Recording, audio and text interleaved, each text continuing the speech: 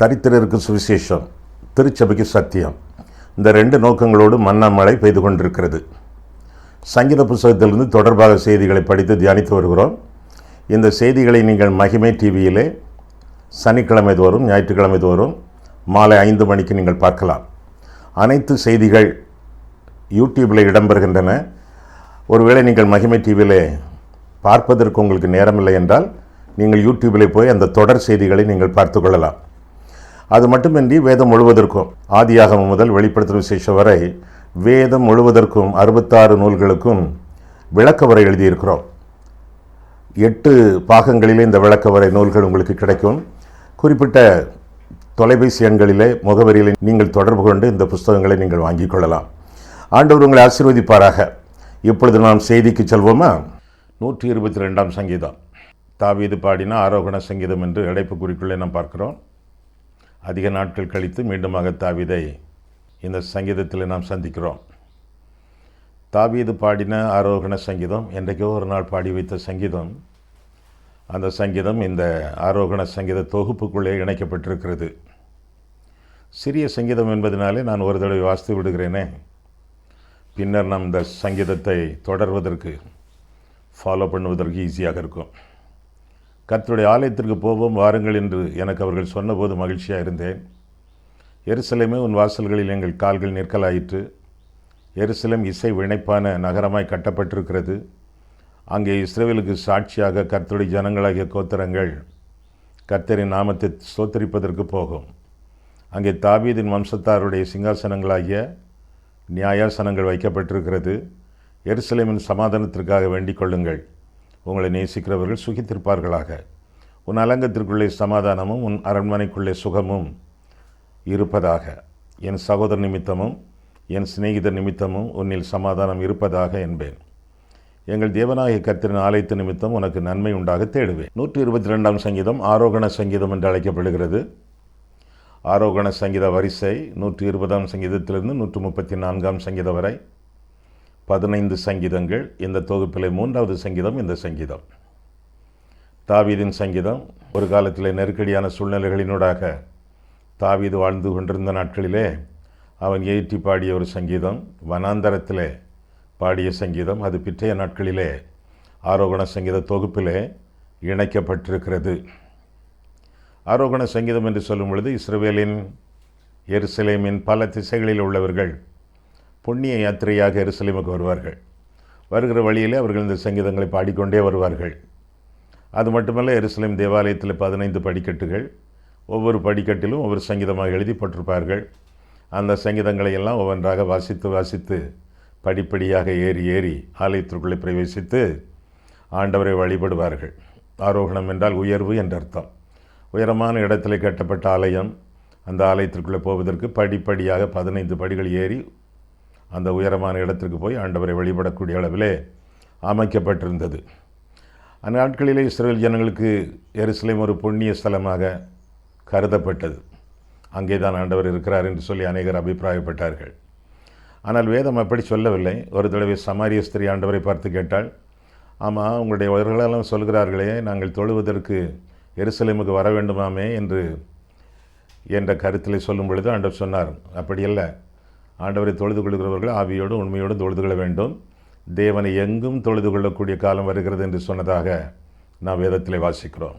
யோவான் 4ஆம் அதிகாரத்திலே கர்த்தர் எங்கும் இருக்கிறார். எருசலேமிலே மட்டுமல்ல, உங்கள் வீட்டில் இருக்கிறார், உங்களோடு இருக்கிறார், உங்கள் ஆலயத்தில் இருக்கிறார், நீங்கள் பணிவிடை செய்யக்கூடிய இடத்துல இருக்கிறார், உங்களுடைய அறையில் இருக்கிறார், படுக்கை அறையில் இருக்கிறார்.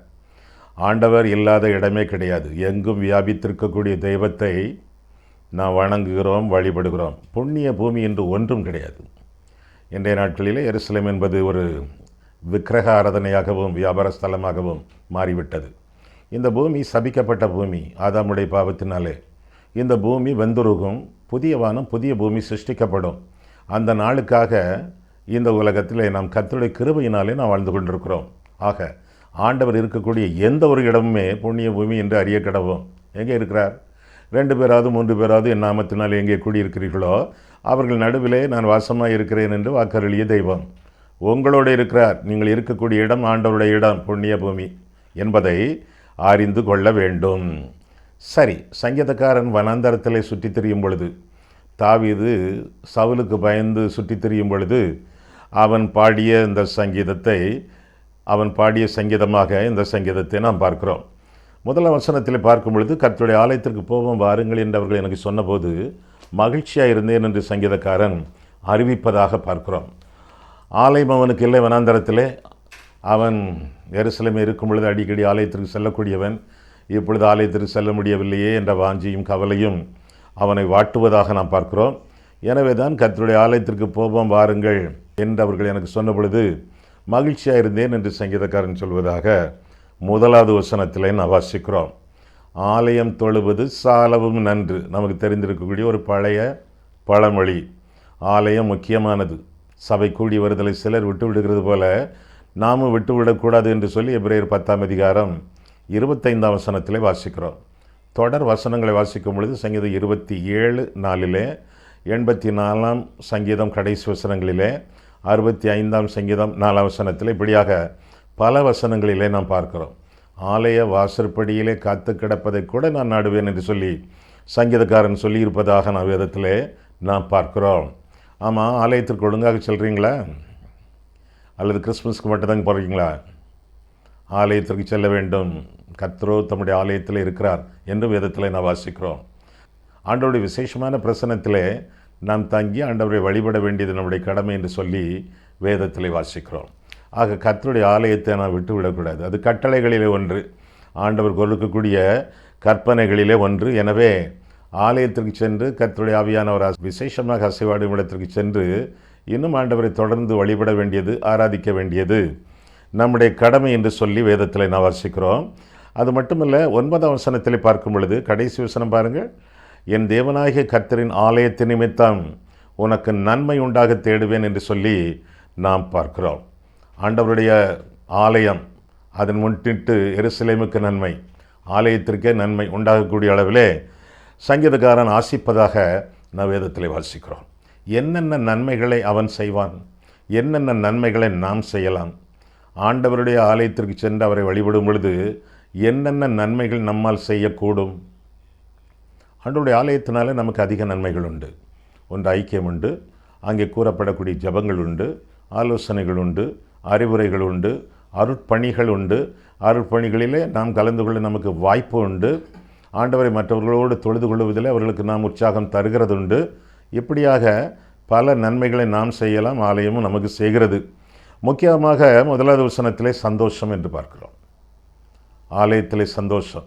ஆண்டவருடைய ஆலயத்திலே போய் ஆண்டவரை வழிபடும் பொழுது நம்முடைய இருதயத்திலே சந்தோஷம். ஏனென்றால் நம்முடைய வழிபாட்டு நாயகர் தெய்வம், கடவுள், கர்த்தருக்குள் எப்பொழுதும் சந்தோஷமாக இருங்கள் என்று சொல்லி பவுல் அடிக்கடி புத்தி சொல்வதாக பிலிப்பியர் நிருபத்தில் நாம் பார்க்கிறோம். குறிப்பாக 4ஆம் அதிகாரம் 4ஆம் வசனத்தில் கர்த்தருக்குள் எப்பொழுதும் சந்தோஷமாக இருங்கள் என்று மறுபடியும் சொல்லுகிறேன் என்று சொல்லி பவுல் புத்தி சொல்வதாக நான் வேதத்தில் வாசிக்கிறோம். ஆக ஆண்டவருடைய ஆலயத்திற்கு சென்று சந்தோஷத்தை பெற்றுக்கொள்ளவும் மற்றவர்களுக்கு சந்தோஷத்தை வழங்கவும் நாம் அழைக்கப்படுகிறோம். ரெண்டாவதாக 2வது வசனத்திலே ஆராதனை என்று சொல்லப்பட்டிருக்கிறது. முதலாவதாக ஆனந்தம் முதல் வசனத்திலே, இரண்டாவதாக ஆராதனை 2வது வசனத்திலே. ஆண்டவரை வழிபடக்கூடிய பெரிய வாய்ப்பு. உன்னதங்களில் வாசம் பண்ணக்கூடிய ஆண்டவர், ஒளிகளின் மத்தியில் வாசம் பண்ணக்கூடிய ஆண்டவர், அக்கினியான ஆண்டவர், அன்பு நிறைந்த ஆண்டவர், சர்வலோகத்தையும் படைத்த ஆண்டவர், எல்லா நட்சத்திரங்களையும் எல்லா விதமான படைப்புகளையும் தன்னுடைய விரலிலே ஏந்திருக்கக்கூடிய ஆண்டவர். அப்பேற்பட்ட ஆண்டவரை ஆராதிப்பதற்கு நாம் கொடுத்து வைத்திருக்க வேண்டும். எத்தனையோ பேர் தேவனின்றி, அதனால் ஜீவனின்றி நரகத்தின் பாதையிலே விரைந்து கொண்டிருக்கும் பொழுது ஆண்டவர் தம்மைத்தாமே நமக்கு வெளிப்படுத்தி வேதத்தை நமக்கு பரிசளித்து இருக்கிறார் என்றால் எத்தனை பெரிய சந்தோஷம் தரக்கூடிய ஒரு காரியமாக இருக்கிறது. எனவே அந்த ஆண்டவரை ஆராதிக்க வேண்டியது நம்முடைய கடமை என்று சொல்லி வேதம் நமக்கு கற்றுக் கொடுக்கிறது. கர்த்தர் நம்மை ஏன் படைத்தார் தெரியுமா? தம்முடைய மகிமைக்காக நம்மை படைத்தார். God created us for His glory. அவருடைய மகிமைக்காக ஆண்டவர் நம்மை படைத்திருக்கும் பொழுது அவரை மகிமைப்படுத்தக்கூடிய ஒரு வழி ஆராதனை என்று சொல்லி வேதம் நமக்கு கற்றுக் கொடுக்கிறது. இன்னும் 3ஆம் 4ஆம் வசனங்களிலே பார்க்கும் பொழுது கோத்திரங்கள், 12 கோத்திரங்கள், அந்த 12 கோத்திரங்களும் ஆண்டவருடைய நாமத்தை துதிப்பதற்காக செல்லும் என்று சொல்லி அங்கே அந்த சங்கீதத்தில் நான் வாசிக்கிறோம். ஒரு கோத்திரம் என்று சொல்லவில்லை, லேவி கோத்திரம் என்று சொல்லவில்லை, யூதா கோத்திரம் என்று சொல்லவில்லை, கோத்திரங்கள், எல்லா கோத்திரங்கள் என்று சொல்லும் பொழுது ஐக்கியம் என்ற வார்த்தை நமக்கு புலப்படுகிறது. எல்லாரும் இணைந்து ஆண்டவரை ஆராதிக்கக்கூடிய ஒரு நிலைமை. ஆண்டவரை ஆராதிப்பதற்கு அடிப்படை ரகசியம் என்று சொன்னால் ஒற்றுமை, ஒப்புரவு, ஒருமைப்பாடு, ஐக்கியம். இதுதான் ஆராதனின் அடிப்படையான அம்சம் என்று சொல்லி வேதம் நமக்கு கற்றுக் கொடுக்கிறது. மத்தேயு 5ஆம் அதிகாரம் 23, 24 நான் வாசிக்கும் பொழுது ஆண்டவரை பொறுத்தளவில் ஐக்கியம் முதலாவது, ஆராதனை இரண்டாவது என்று சொல்லப்பட்டிருக்கிறது. கர்த்தர் சொல்லுகிறார், நீ பலிபீடத்தில் உன்னுடைய காணிக்கை செலுத்த வரும் பொழுது உன் சகோதரனுக்கு உன் பேரிலே குறை உண்டென்று நினைவுகூர்வாயாகில் உன் காணிக்கையை அங்கேதானே வைத்துவிட்டு முன்பு போய் உன் சகோதரனோடு ஒப்புரவாகி பின்பு வந்து உன்னுடைய காணிக்கை செலுத்து என்று கர்த்தர் விளம்பி இருப்பதாக வேதத்தில் வாசிக்கிறோம். முன்பு ஒப்புரவு, பின்பு காணிக்கை, முன்பு ஐக்கியம், இரண்டாவது ஆராதனை. ஐக்கியம் மிக மிக மிக மிக முக்கியம். ஆண்டவருடைய ஆராதனைக்கு செல்லக்கூடிய நாம், அடிக்கடி ஆண்டவரை ஆலயத்தில் வழிபடக்கூடிய நாம், ஒருவருக்கொருவர் ஐக்கியம் இருக்கிறதா? ஐக்கியத்தோடு நாம் வாழ்ந்து கொண்டிருக்கிறோமா? அல்லது ஒருவர் ஒரு சீட்டில் இருக்கிறார் என்றால் அவன் சண்டைக்காரன், பேச்சுவார்த்தை கிடையாது என்று சொல்லி ஒரு 10 சீட்டு நாம் தள்ளி இருக்கிறோமா? ஒருவருக்கொருவர் ஒற்றுமையோடு இருக்க வேண்டும். அதில் நமக்கு கம்யூனியன் சர்வீஸ், நற்கருணை ஆராதனை வழங்கப்படுகிறது. திரு விருந்து ஆராதனை நமக்கு கொடுக்கப்படுகிறது. அது ஆங்கிலத்தில் கம்யூனியன் சர்வீஸ் என்று சொல்கிறார்கள். கம்யூனியன் என்றால் என்ன? கம் யூனியன், கம்யூனியன், இணைந்து வர வேண்டியது, சேர்ந்து வர வேண்டியது. இந்த ஐக்கிய திருவிருந்து ஆராதனை குறித்து வேதத்தில் நாம் பார்க்கும் பொழுது 1 கொரிந்தியர் 11ஆம் அதிகாரத்திலே 23ஆம் வசனத்திலிருந்து நாம் வாசிக்கையிலே கூடி வரும் பொழுது, சேர்ந்து இருக்கும் பொழுது, கூடி சேர்ந்து, கூடி சேர்ந்து என்ற வார்த்தைகள் 5 தடவை இடம்பெறுகின்றன. அதிலிருந்து நாம் கற்றுக்கொள்ளக்கூடிய உண்மை என்ன? கர்த்தருடைய ஐக்கிய திருவிருந்து பந்தியிலே நாம் கலந்து கொள்வதற்கு முன்பு ஐக்கியம் உண்டா நமக்குள்ளே என்று ஆராய்ந்து பார்க்க வேண்டியது நம்முடைய கடமை. ஐக்கியம் இல்லை, சௌக்கியம் இல்லை. இன்றைக்கு அநேகருக்கு வியாதிகள், கஷ்டங்கள், போராட்டங்கள். என்ன காரணம்? ஐக்கியம் இல்லை, ஒருவருக்கொருவர் ஐக்கியம் இல்லை, மன்னிக்கும் தன்மை இல்லை, இணைந்து வாழக்கூடிய புத்தி இல்லை, கூடுமானால் எவரோடும் சமாதானமாக இருக்க நாட்டமில்லை. ஆனால் இந்த சங்கீதத்தில் உள்ள வசனம் என்ன கற்றுக் கொடுக்கிறது? கோத்திரங்கள், கோத்திரமல்ல, கோத்திரங்கள் இணைந்து, எல்லா கோத்திரங்களும் இணைந்து அவர்கள் வழிபட சென்றார்கள். அதே போல் நாமும் இணைந்து கர்த்தரை வழிபட, வணங்க, ஆராதிக்க செல்ல வேண்டியது நம்முடைய கடமை. இன்னும் 4ஆம் வசனத்தில் பார்க்கும் பொழுது சாட்சிகள் என்று பார்க்கிறோம். ஆண்டவரை அறிந்தவர்கள், ஆண்டவரை அறிந்து மற்றவர்களுக்கு சாட்சி சொல்கிறவர்கள் என்றும் என்ற குறிப்பையும் நாம் அந்த சங்கீதத்தில் நாம் வாசிக்கிறோம். ஆக கர்த்தருடைய ஆலயத்திலே சாட்சிகள் இருக்க வேண்டும். அந்த சாட்சிகள் ஆலயத்தை விட்டு வெளியே செல்ல வேண்டும். சுவிசேஷ ஊழியம், ஆண்டவருடைய ஆலயம் எதற்காக இருக்கிறது என்றால் ஆராதிப்பதற்காக மட்டுமல்ல, அருட்பணி செய்வதற்காகவும் அமைந்திருக்கிறது என்பதை அறிந்து கொள்ள வேண்டும். ஆக முதலாவதாக ஆனந்தம், இரண்டாவதாக ஆராதனை, மூன்றாவதாக ஐக்கியம், நான்காவதாக அருட்பணி. ஆண்டவருடைய அருட்பணியை செய்ய வேண்டும். ஆண்டவர் சொன்னார், என் தொழுவத்தில் இல்லாத வேறு ஆடுகளும் எனக்கு உண்டு என்று சொன்னார். என் தொழுவம், தொழுவம்னா ஆலயம், சபை. என் தொழுவத்தில் இல்லாத வேறு ஆடுகள் ஆங்காங்கு சுற்றி கொண்டிருக்கிறார்களே, ஆண்டவரை அறியாமல் கண்போன போக்கிலே அவர்கள் நடந்து கொண்டிருக்கிறார்களே. கர்த்தரை அறியாதவர்கள் கர்த்தரை கண்டுகொள்ளத்தக்கதாக நம்முடைய சாட்சிகளை, கர்த்தர் நமக்கு செய்த நன்மைகளை, ஆண்டவருடைய சுவிசேஷத்தை மற்றவர்களுக்கு அறிவிப்பதற்காகவும் ஆலயம் அடிகோலுகிறது, வழி செய்கிறது என்று சொல்லி வேதம் நமக்கு கற்றுக் கொடுக்கிறது. ஆக ஆண்டவருடைய அருட்பணியை நாம் செய்ய வேண்டியது நம்முடைய கடமை. ஐயா, அதுக்கு தான் போதகர்கள் இருக்காங்களே, அதுக்கு தான் முழு நேர ஊழியக்காரங்க இருக்காங்களே, அதுக்கு தான் மிஷனரிமார்கள் இருக்காங்களே, நாங்களும் செய்யணுமா? ஐயா, நிச்சயமா. யாரெல்லாம் ரட்சிக்கப்பட்டார்களோ, யாரெல்லாம் பாவத்திலிருந்து விடுதலை அடைந்திருக்கிறார்களோ அவர்களெல்லாம் ஆண்டவருடைய ஊழியத்தை செய்ய கடமைப்பட்டவர்கள். அதைத்தான் 1 பேதுரு 2ஆம் அதிகாரம் 9ஆம் வசனத்தில் நான் பார்க்கிறோம். நீங்களோ உங்களை அந்த காலத்திலிருந்து தம்முடைய ஆச்சரியமான ஒளியினிடத்திற்கு வரவழைத்தவருடைய புண்ணியங்களை அறிவிக்கும்படி. யார் அறிவிக்கணும்?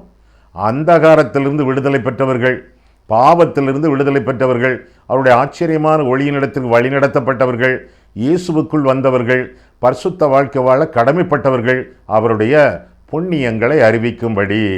புண்ணியங்கள்னா சுவிசேஷம், சத்தியம், வேதம் இதையெல்லாம் அறிவிக்க கடமைப்பட்டவர்கள். அவர்கள் தான் ஆலயத்தின் சாட்சிகளாக இருக்கிறார்கள் என்று சொல்லி வேதம் நமக்கு கற்றுக் கொடுக்கிறது. அது மட்டுமல்ல, ஆளுகை, ஆண்டவருடைய ஆளுகையிலே நான் வாழ வேண்டும் என்று சொல்லியும் இந்த சங்கீதம் நமக்கு தெளிவாக அறிவிக்கிறது.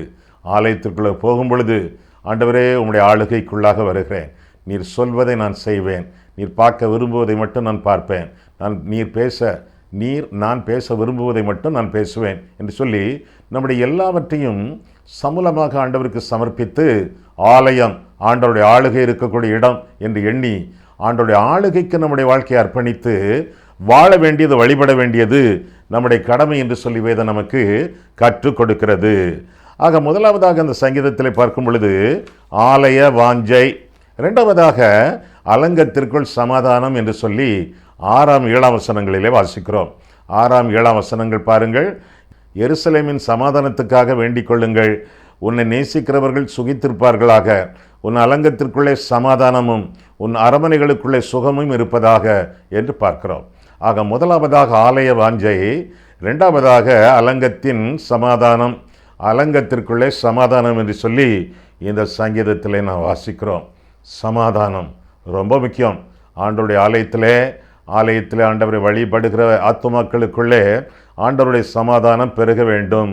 அது மட்டுமல்ல, வேதத்தில் வாசிக்கிறோம், எருசலேமின் சமாதானத்திற்காக வேண்டிக் கொள்ளுங்கள் என்று சொல்லியும் வேதத்தில் வாசிக்கிறோம். சங்கீதங்களுக்குள் ஒன்றிலே நாம் இப்படியாக நாம் பார்க்கிறோம், எருசலேமின் சமாதானம். ஆமாம், எருசலேமுக்காக என்னைக்காவது நீங்கள் ஜெபம் பண்ணியிருக்கீங்களா? வேதம் சொல்லுதே, எருசலேமின் சமாதானத்திற்காக வேண்டிக் கொள்ளுங்கள். சமாதானம் இல்லாத ஒரு இடம் எருசலேம் பட்டணம், எருசலேம் பிராந்தியம்.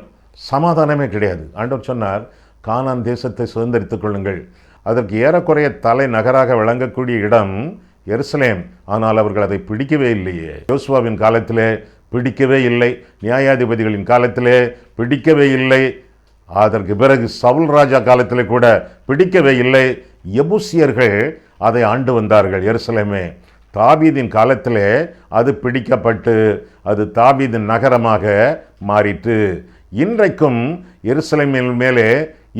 எருசலேமின் மேலே படை, சுற்றிலும் போர், ஒரு போராட்டம் நிறைந்த ஒரு ஊர் உண்டென்றால் அது எருசலேம் தான் இன்றைக்கும். எனவே எருசலேமின் சமாதானத்திற்காக வேண்டிக் கொள்ளுங்கள் என்று சங்கீதக்காரன் பாரத்தோடு வேண்டிக் கொள்வதாக நாம் வேதத்தில் நாம் பார்க்கிறோம். ஆக உன் அலங்கத்திற்குள்ளே சமாதானம் விளங்க வேண்டும், இந்த வாஞ்சியும் நமக்கு இருக்க வேண்டும் என்று சொல்லி வேதம் நமக்கு கற்றுக் கொடுக்கிறது. எருசலேமில் அப்படி என்னென்ன சமாதானம் தேவை? நமக்குள்ளே என்னென்ன சமாதானம் தேவை? நமக்குள்ளே இந்த சமாதானங்களெல்லாம் இருந்தால் எருசலேமின் சமாதானத்திற்காக வேண்டிக் கொள்ள நமக்கு உண்மையான ஆசை வரும், தெம்பு வரும், வாஞ்சை வரும். முதலாவதாக உள்ளத்திலே சமாதானம். நம் ஒவ்வொருவருடைய உள்ளத்திலே சமாதானம் வேண்டும். துன்மார்க்கனுடைய இருதயம் கொந்தளிக்கும் கடல் என்று சொல்லி வேதம் சொல்லுகிறது. எந்த ஒரு மனுஷி பாவத்திலிருந்து மனம் திரும்பவில்லையோ, பாவங்களுக்கு முற்றுப்புள்ளி வைத்து இயேசுவை இரட்சகராக ஏற்றுக்கொள்ளவில்லையோ, அந்த வாழ்க்கையிலே சமாதானம் இருக்காது, சர்க்கஸ் தான் இருக்கும், நிம்மதியே இருக்காது. முதலாவதாக உள்ளத்திலே சமாதானம் வேண்டும் என்று சொல்லி வேதம் நமக்கு கற்றுக் கொடுக்கிறது. பூட்டிய கதவுக்குள்ளே ஆண்டவர் புகுந்து சீஷர்களை பார்த்து சொன்னார், உங்களுக்கு சமாதானம். சமாதானமற்ற சூழ்நிலையில் இருந்த சீஷர்களுக்கு ஆண்டவர் சமாதானம் கொடுப்பதாக பார்க்கிறோம். கைகளை உயர்த்தி சமாதானம் என்று சொல்கிறார். அந்த கையை உற்று பார்த்தால் அந்த கையின் நடுவிலே ஒரு காயம் தெரிகிறது. காயங்களினாலே சமாதானம். ஆணிபாய்ந்த கரம், என்னுடைய காயங்களினாலே உனக்கு சமாதானம். சிலுவையிலே நான் மரித்ததினால் மட்டுமே உனக்கு சமாதானம் கிட்டுகிறது என்று சொல்லி ஆண்டவர் திருவுளம் பெற்றுவதாக வேதத்திலே வாசிக்கிறோம். ஆமாம், நம்முடைய பாவங்களுக்காக இயேசுவானவர் சிலுவையிலே மரித்தாரே, இரத்தம் சிந்தினாரே, காயப்பட்டாரே. அந்த சமாதானம் உங்களுடைய உள்ளங்களை ஆட்கொண்டிருக்கிறதா? இல்லை என்றால் சொல்லுங்கள், ஆண்டவரே, இன்னும் உம்முடைய கையின் கீழ் வரக்கூடிய ஆடாக நான் வாழவில்லை, என்னுடைய இஷ்டப்படி வாழ்ந்து கொண்டிருக்கிறேன், கஷ்டப்பட்டு கொண்டிருக்கிறேன், நஷ்டங்களை அனுபவிக்கிறேன். இன்றைக்கு உம்முடைய சமூகத்தில் வருகிறேன் ஆண்டவரே, நீர் உயர்த்தினீரே உம்முடைய கரத்தை, காயம்பட்ட கரத்தை, அந்த கரத்திற்குள்ளாக நான் வருகிறேன், உம்முடைய கைக்குள்ளான ஆடாக என்னை நான் அர்ப்பணிக்கிறேன் என்று சொல்லி ஆண்டவருக்கு உங்களுடைய ஜீவித்தை அர்ப்பணிப்பீர்கள் என்றால் அவருடைய காயங்களினால் உண்டான சமாதானம், ரட்சிப்பு நம்மை ஆட்கொள்ளும் என்று சொல்லி வேதத்தில் நான் வாசிக்கிறோம். கிறிஸ்மஸ் செய்தியும் சமாதானம், ஈஸ்டர் செய்தியும் சமாதானம். கிறிஸ்மஸ் செய்தி என்ன? உன்னதத்தில் இருக்கிற தேவனுக்கு மகிமையும் பூமியிலே சமாதானமும் என்று சொல்லி அந்த செய்தி ஆரம்பிக்கிறது. ஈஸ்டர் செய்தி என்ன? உங்களுக்கு சமாதானம் உண்டாவதாக உயிர்த்தெழுந்த கிறிஸ்து அறிவிக்கிறார். ஆக ஆண்டவருடைய வார்த்தையிலே எப்பொழுதுமே சமாதானம் மிகுந்து காணப்படுவதாக நாம் பார்க்கிறோம். முதலாவதாக உள்ளத்திலே சமாதானம், இரண்டாவதாக உறவுகளிலே சமாதானம். உறவுகளிலே சமாதானம். ஈவன் சீஷருடைய வாழ்க்கையிலே கூட நல்ல சமாதானம் இல்லை. ஒருவருக்கொருவர் போட்டி மனப்பான்மை இருந்தது. யார் பெரியவன் என்ற போட்டி மனப்பான்மை இருந்தது. சமாதானம் இல்லாமல் அவர்கள் வாழ்ந்து கொண்டிருந்தார்கள் என்று சொல்லி வேதம் நமக்கு கற்றுக் கொடுக்கிறது. அதுவும் ஆண்டவர் பிடிக்கப்பட்ட சூழ்நிலையிலே அவரை அம்போ என்று விட்டுவிட்டு எல்லாரும் ஓடியே போய்விட்டார்கள். சிதறுண்ட சீஷர்களை கூட்டி சேர்த்து அவர்களுக்கு ஒருவருக்கொருவர் மட்டுமல்ல, தம்மோடு உறவிலே ஒப்புரவை ஆண்டவர் ஏற்படுத்துகிறார். சமாதானத்தை தெய்வம் நிறுவுகிறார். அவர்களுக்கும் தமக்கும் அவர்களுக்குள்ளே சமாதானத்தை ஆண்டவர் கட்டளையிடுகிறார். ஆக முதலாவதாக உள்ளத்திலே சமாதானம், இரண்டாவதாக உறவுகளிலே சமாதானம். உங்களுக்குள்ளே சமாதானம் உண்டா? ஒருவருக்கொருவர் சமாதானமாக ஜீவிக்கிறீர்களா? சமாதான பிரபுவாகிய இயேசு கிறிஸ்து அவரிடத்தில் நீங்கள் சொல்லுங்கள், ஆண்டவரே, இந்த ஆளோடு எனக்கு சண்டை, இவரோடு எனக்கு சமாதானம் இல்லை, நீர் சமாதானத்தை உண்டு பண்ணுகிறவர் ஆயிற்றே, அதுவும் சமாதானம் பண்ணுகிறவர்கள் பாக்கியவான்கள் என்று சொல்லியிருக்கிறீரே, அப்பேற்பட்ட தெய்வம் எங்களுக்குள்ளே சமாதானத்தை ஏற்படுத்த வல்லவராக இருக்கிறீர் என்று சொல்லி ஆண்டோடைய சமூகத்திலே சொல்லி சமாதானத்திற்காக வேண்டுங்கள். கர்த்தர் உங்களுடைய உறவுகளிலும் சமாதானத்தை உருவாக்குவார். முதலாவதாக உள்ளத்திலே சமாதானம், இரண்டாவதாக உறவுகளிலே சமாதானம், மூன்றாவதாக ஊழியத்திலே சமாதானம். ஒருவர் செய்யக்கூடிய ஊழியம் இன்னொருவருக்கு பொறாமையாக இருக்கக்கூடாது. எல்லாரும் செய்யக்கூடிய ஊழியம் இயேசுவுக்காக, ஆண்டவருக்காக ஒருவருக்கொரு ஊழியங்களிலே விட்டு கொடுத்து ஒத்துழைத்து சமாதானத்தை பெருக பண்ண வேண்டும். ஒருவர் ஊழியத்திற்காக ஒருவர் ஜெபிக்க வேண்டும். ஒருவரை ஒருவர் நினைத்து போராடக்கூடாது, போர் செய்யக்கூடாது, போய் சொல்லி தெரியக்கூடாது. ஒரு சபை வளர்ந்து கொண்டிருக்கிறது என்றால் இன்னொரு சபை அந்த சபையிலிருந்து ஆடு திருடக்கூடாது. ஊழியத்திலே சமாதானம், ஊழியத்திலே சமாதானம் தேவை. ஊழியத்திலே சமாதானம் தேவை. இந்த ஊழியம் யாருடைய ஊழியம்? ஆண்டவருடைய ஊழியம். எனவே ஏட்டிக்கு போட்டியாக நில்லாமல், போட்டிக்கு போட்டி போடாமல் ஆண்டவருடைய ஊழியத்தை ஒருமித்து தாங்கி செய்ய வேண்டியது நம்முடைய கடமை. உள்ளத்தில் சமாதானம், உறவுகளிலே சமாதானம், ஊழியத்தில் சமாதானம், உலகத்திலே சமாதானம். உன்னதத்தில் இருக்கிற தேவனுக்கு மகிமையும் பூமியிலே சமாதானமும் மனுஷர் மேல் பிரியமும் உண்டாவதாக. இந்த உலகத்தில் தெய்வீக சமாதானம், சந்தோஷம் நிலவ வேண்டும் என்று சொல்லி வேதம் நமக்கு தெளிவாக கற்றுக் கொடுக்கிறது. ஆக முதலாவதாக இந்த சங்கீதத்திலே பார்க்கும் பொழுது என்ன பார்க்கிறோம் என்றால், முதலாவதாக ஆலய வாஞ்சை, இரண்டாவதாக அலங்கத்திற்குள் சமாதானம், மூன்றாவதாக அரமனைக்குள்ளே சுகம் என்று சொல்லி பார்க்கிறோம். சமாதானம் இருந்தால்தான் சுகம் கிடைக்கும். அவர் உன் அக்கிரமங்களை எல்லாம் மன்னித்து உன் நோய்களை எல்லாம் குணமாக்கி என்று 103ஆம் சங்கீதம் 3ஆம் வசனத்திலே நாம் பார்க்கிறோம். பாவங்கள் மன்னிக்கப்படும் பொழுதுதான் நோய்கள் சுகமாகின்றன. சமாதானத்தை தொடர்ந்துதான் சுகம் வருகிறது என்று சொல்லி வேதம் நமக்கு கற்றுக் கொடுக்கிறது. மீண்டும் 6ஆம் வசனம் முதலாக பாருங்கள். எருசலேமின் சமாதானத்திற்காக வேண்டிக் கொள்ளுங்கள், உன்னை நேசிக்கிறவர்கள் சுகித்திருப்பார்களாக, உன் அலங்கத்திற்குள்ளே சமாதானமும் உன் அரண்மனைகளுக்குள்ளே சுகமும் இருப்பதாக. என் சகோதரர் நிமித்தமும் என் சிநேகிதர் நிமித்தமும் உன்னில் சமாதானம் இருப்பதாக என்பேன். எங்கள் தேவனாகிய கர்த்தரின் ஆலயத்து நிமித்தம் உனக்கு நன்மை உண்டாக தேடுவேன் என்று சொல்லி இந்த சங்கீதம் முடிகிறது. ஆக அரண்மனைகளுக்குள்ளே சுகம் அப்படின்னா சமாதான வாழ்க்கை நம்முடைய வாழ்க்கையிலே தொடர வேண்டும், எருசலேமிலே தொடர வேண்டும். சமாதானம் இல்லை என்றால் சுகவீனம் உண்டாகும்.